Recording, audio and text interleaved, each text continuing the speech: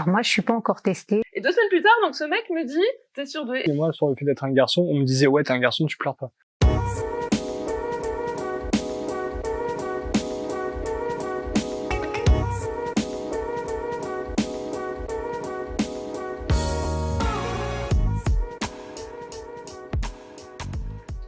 Alors, pouvez-vous vous présenter en quelques mots? Prénom, âge, profession. Alors, bonjour, moi c'est Louis, j'ai 19 ans et je suis étudiant en fait ici à W, donc ça tombe bien.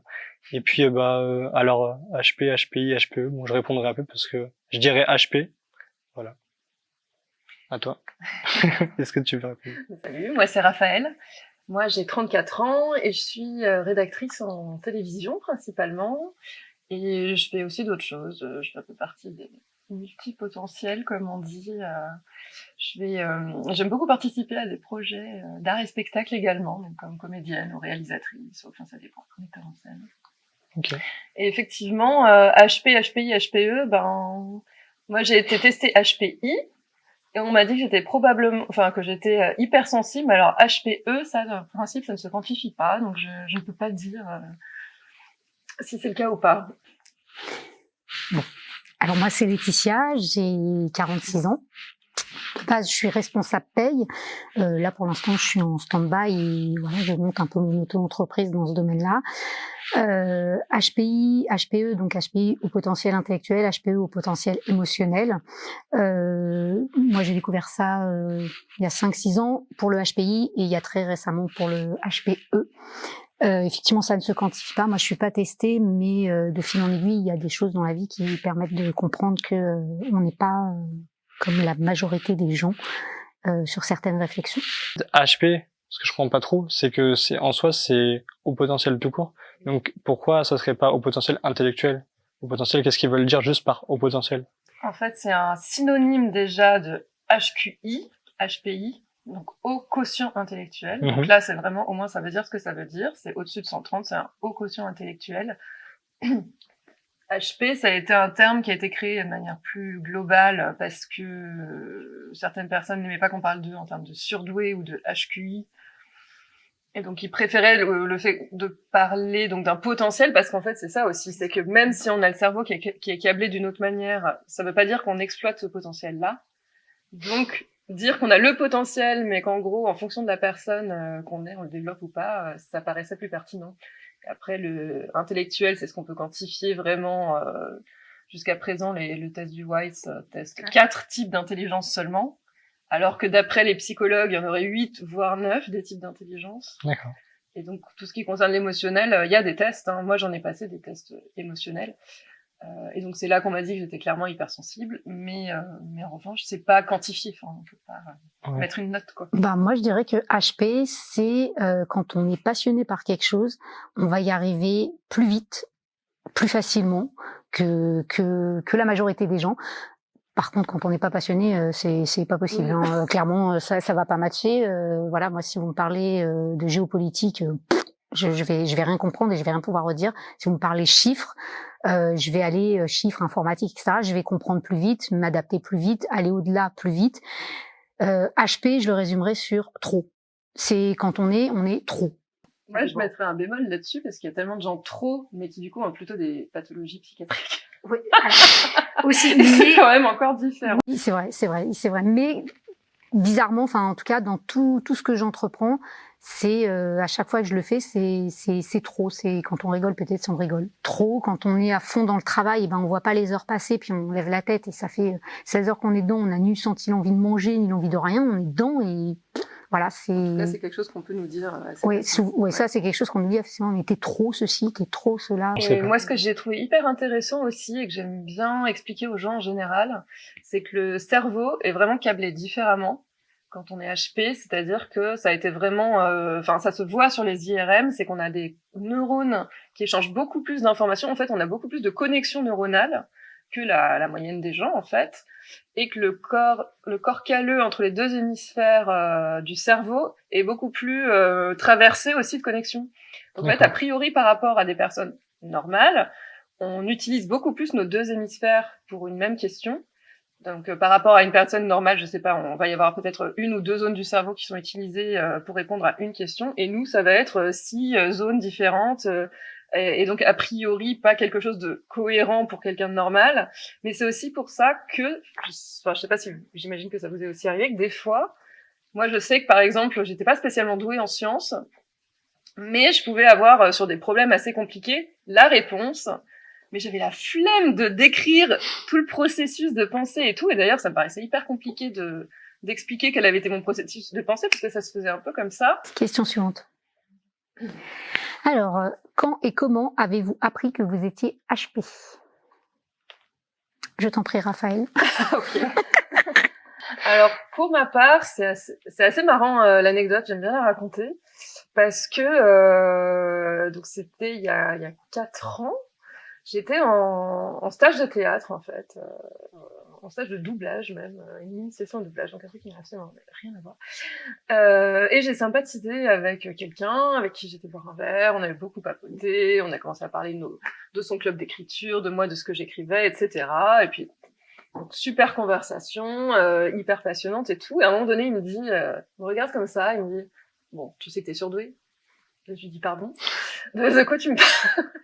Et alors, bon voilà quoi, il se trouve que par le hasard le plus complet, 2 semaines auparavant, je me baladais à la Fnac et j'ai vu en tête de gondole un livre qui s'appelle Je pense trop.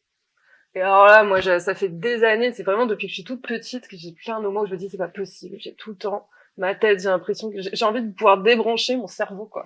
Et en fait, quand j'ai vu ce bouquin, j'ai même pas lu le 4e de coup. D'habitude, je le fais quand même quand j'achète un livre, quoi. Voilà, en plus, ça coûte 20 balles. Je sais pas, c'est comme ça. Donc bref, en fait, là, je l'ai vu, je me suis dit, c'est bon, il me le faut, j'en ai marre, j'en peux plus d'avoir mon cerveau tout en ébullition. Et en fait, quand j'étais rentrée chez moi, j'ai commencé à lire, et là, je me suis dit, oh, la conne, ça parle des surdoués. Encore 20 balles à la poubelle. Et en fait, j'ai à peine commencé à lire que j'ai lu 2 pages et je l'ai poussé en me disant, bah, c'est pas pour moi, quoi. Et 2 semaines plus tard, donc, ce mec me dit, t'es surdoué. Et je lui dis pardon, et je lui dis, mais c'est incroyable, j'ai acheté ce livre. Du coup, il m'a dit, bah, lis-le. Et donc, je l'ai lu. Et là, je me suis dit, c'est bizarre. Je me reconnais quand même à 80% dans le livre. Et c'est là que je me suis dit, bah, c'est marrant parce que à force de me trouver tout le temps, effectivement, en décalage et d'avoir régulièrement l'impression d'être folle et de me dire, mais en fait, c'est quoi mon problème? Et de chercher et de jamais trouver. Que finalement, bah, du coup, j'ai pris rendez-vous avec des psychocognitivistes. Bah écoute, moi c'était il y a longtemps, du coup, c'était il y a 12 ans la première fois. Je l'ai fait 2 fois. En fait, la première fois, mes parents, vu que, à l'inverse de, je sais pas toi, mais toi, t'avais l'air de dire que t'étais très bonne à l'école. Moi, c'était horrible. Et en fait, je m'entendais absolument pas avec les gens de mon âge. Au contraire, j'étais hyper proche des gens qui étaient plus âgés, parce que bah, je les trouvais plus matures. Et ce qui s'est passé, c'est que je devais avoir 7 ans la première fois, et ils m'ont emmené voir une dame qui, au départ, c'était apparemment juste un test pour la concentration. Pour voir, parce qu'en fait, je faisais un truc, je jouais à des Playmobil, et puis tout de suite, je voulais aller faire autre chose, aller voir ailleurs. Du coup, on jouait, on faisait juste jouer, et elle me faisait faire des tests en même temps, mais je m'en suis pas trop aperçu, en fait. Et donc, ça, c'est ce qu'ils m'ont raconté, je m'en souviens à peine. Donc, ils m'ont dit 7 ans, je crois, un truc du genre, ou 6 ou 7. Et ensuite, la deuxième fois, je m'en souviens, par contre, j'avais genre, 9 ans. Et du coup, j'étais allé à l'hôpital, dans lequel je suis né d'ailleurs, donc c'était à Montreuil, et il y avait,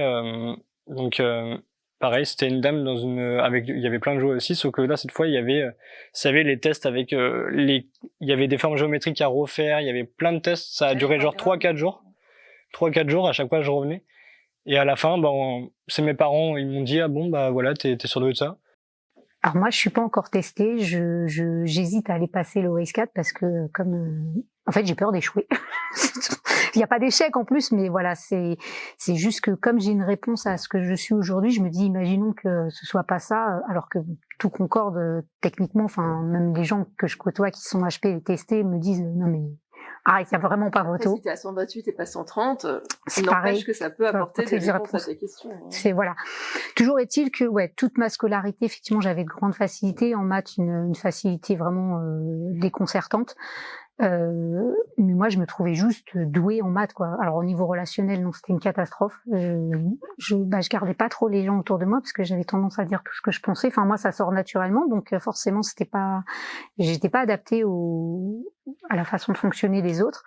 Donc, j'ai vécu toute ma vie en me disant oui, j'ai des facilités quand ça m'intéresse. Et puis voilà, même quand j'ai commencé à travailler, dès que j'arrivais sur un nouveau logiciel, je m'auto-formais. Excel, je me suis auto-formée. Enfin voilà, je pensais juste avoir des facilités sur certaines choses, mais sans parler de HP. Et puis, quand mon deuxième garçon, en 5e, a eu des problèmes de comportement à l'école, il a dû aller voir une psychologue parce que ça n'allait pas du tout. Et en voyant sa psychologue, elle l'a reçu plusieurs fois. Puis au bout d'un moment, elle a dit ce serait bien quand même qu'il aille passer un test de QI parce que il y a quand même quelque chose chez votre fils qui laisse penser qu'il a des facilités, etc. Donc on a pris rendez-vous avec cette psychologue pour juste passer un test de QI. Alors c'était un tout petit truc au départ, c'était pas le Way, enfin je sais pas ce que c'était exactement, enfin ça m'intéressait pas plus que ça en fait. Pour de vrai. C'est le WISC, ça s'appelle. Ouais, peut-être. Et elle m'a dit je vais pas vous donner un chiffre de QI, etc. Faudrait qu'on fasse des tests plus approfondis, etc. Mais clairement votre fils enfin voilà, il est hors de la norme et il va falloir approfondir ça et c'est lui qui va devoir s'adapter, etc. Je dis ok, donc du coup j'ai parlé avec lui, enfin voilà, donc il s'est un petit peu adapté. Dans ma tête j'ai dit ok, mais du coup ça me fait penser aussi à moi.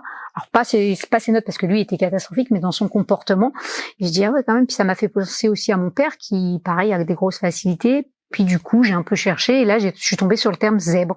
Et là, je suis en gros questionnement effectivement pour aller passer le WSCAT pour valider.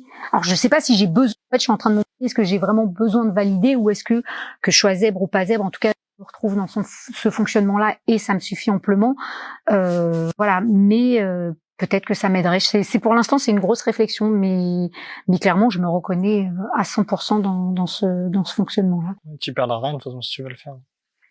Mis à part, enfin, au pire, si t'es juste, comme elle a dit, à 128, en fait, c'est des cases à un moment. C'est comme la majorité, que t'es 364 jours à 17 ans et après, un jour plus tard, t'as la majorité, c'est pareil pour...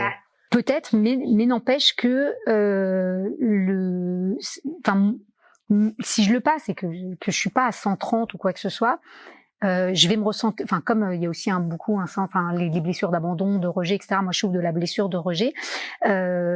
Forcément, je vais moi-même me mettre en retrait par rapport à ça. C'est-à-dire que je vais me sentir hors de ce cadre et donc, mais je sais que c'est un travail aussi à faire sur moi-même. C'est-à-dire que si je ne rentrais pas dans le cadre du plus de 130, je me rejetterais moi-même du groupe et j'aurais du mal du coup à me trouver ma place. Alors que là, j'ai trouvé ma place. Donc c'est un grand questionnement en ce moment.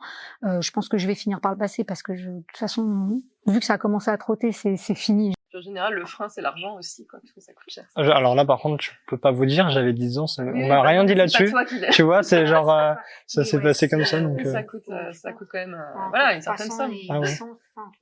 Bon. Oui, non, mais ouais, c'est à peu près 300. 300 juste le test, mais après, il y a forcément les consultations, il y a tout ce qui va avec, donc, Là, j'ai un peu une goutte de sueur, je me dis, ouais, j'ai fait dépenser tout cet argent à mes parents sans le vouloir. Alors peut-être qu'ils sont petits, c'était pas pareil à l'époque, c'était, je sais pas, c'était un côté test, enfin, j'en sais rien, en fait. J'ai pas les factures, je peux pas, je sais pas. Non, mais enfin moi je sais que pour mon fils par exemple, j'ai pas du tout payé ce prix-là, j'étais à 150 ou 160 pour le premier test. Il aurait fallu que j'approfondisse pour avoir plus de choses, mais en tout cas le premier test qu'il a passé, on était ceux qui n'ont pas les moyens. En général, ils passent le test de Mensa, qui est donc l'association des OQI, qui est un test qui ressemble au WISE-4, qui n'est pas le WISE-4, mais qui du coup ne coûte que 40 ou 50 euros. Et du coup, il y a des gens qui passent juste ce test-là et qui peuvent du coup faire partie de l'association, même si peut-être qu'en fait ils sont pas vraiment au-dessus de 130 parce que c'est pas non plus le test officiel, mais il y a cette autre possibilité-là. Alors, comment s'est déroulée votre enfance ou votre scolarité ? Oula, bon, moi la scolarité c'est aussi actuel, mais l'enfance, comme je vous l'ai dit tout à l'heure, en tout cas la petite enfance, c'était assez difficile avec les gens de mon âge. Il y avait du rejet, comme ce que tu avais expliqué, mais c'était pas forcément du rejet que des autres, c'était aussi de mon côté. Alors j'ai réussi à me faire des amis, là-dessus il y a pas de problème, mais il y avait beaucoup de conflits, il y avait des gens avec qui je me battais tout le temps, vraiment. Moi je rebondis sur ton hypersensibilité où tu pleurais facilement, etc. Moi j'étais plutôt comme toi, c'est-à-dire que l'hypersensibilité je la gérais pas du tout, donc tout ce qui était émotion, engendrer une réaction, et la réaction c'était forcément de la colère, et de la colère c'était de la bagarre.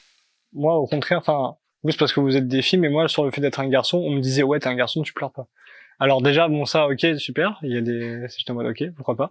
Et alors c'est un truc que j'ai jamais écouté, enfin jamais fait attention à la vie des autres. Genre quand je me sentais mal, moi je pleure et puis genre là, si d'un seul coup j'ai envie de pleurer, genre je me mets à pleurer. Puis bon bah c'est naturel, c'est pas un truc qu'il faut rechigner, qu'il faut mettre dans une. Au contraire, ça fait mal de s'empêcher de pleurer.